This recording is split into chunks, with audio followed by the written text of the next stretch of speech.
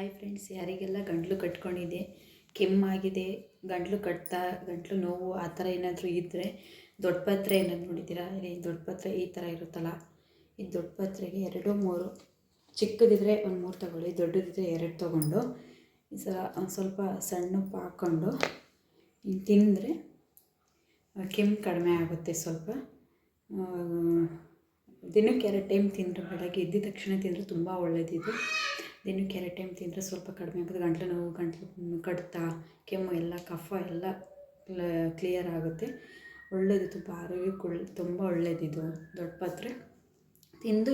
ತಿಂದಾದಮೇಲೆ ಜೇನುತುಪ್ಪ ಕುಡಿಬೇಕು 2 ಸ್ಪೂನು. ಅದು ತಿಂದು ಟ್ರೈ ಮಾಡಿ, ಕೆಮ್ಮು ಕಫ ಏನೂ ಇರಲ್ಲ, ಎಲ್ಲ ಕಡಿಮೆ ಆಗುತ್ತೆ.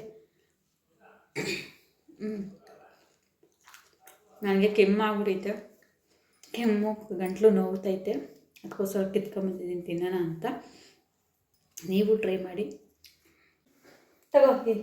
ಇಲ್ಲ ಹಂಗಲ್ಲ ತಿನ್ನೋದು, ಹೀಗೆ ಉಪ್ಪುಗೆ ಹಚ್ಕೊಂಡು ತಿನ್ನು. ನೋಡಿ ಫ್ರೆಂಡ್ಸ್, ಇದು ಇನ್ನು ಮಕ್ಕಳಿಗೆ ಕೊಟ್ಟರೆ ತುಂಬ ಒಳ್ಳೆಯದು. ಮಕ್ಕಳು ಕಫ ಎಲ್ಲ ಕ್ಲಿಯರ್ ಆಗುತ್ತೆ, ಕಫನೇ ಬರಲ್ಲ ದೊಡ್ಡಪತ್ರೆ ಕೊಟ್ಟರೆ. ಅವರು ಉಪ್ಪು ಹಾಕಿ ಕೊಡ್ಬೇಕು, ಸ್ವಲ್ಪ ಉಪ್ಪಿಂಗ್ ಟಚ್ ಮಾಡಿ ಕೊಟ್ಟರೆ ತಿಂತಾರೆ, ಚೆನ್ನಾಗಿರುತ್ತೆ ತಿನ್ನೋಕ್ಕೂ. ಹಿಂಗೆ ತಿಂದರೆ ನೋಡಿ, ಮಕ್ಕಳು ಕಫ, ಕೆಮ್ಮು, ನೆಗಡಿ ಏನೂ ಬರಲ್ಲ, ಕಡಿಮೆ. ಎಲ್ರಿಗೂ ಒಳ್ಳೆಯದಿದು, ದೊಡ್ಡವರಿಂದ ಚಿಕ್ಕವರಿಂದ ಮಕ್ಕಳು, ಎಳೆ ಮಕ್ಕಳಿಗೂ ಹಾಕ್ತಾರೆ ಕೂಡ.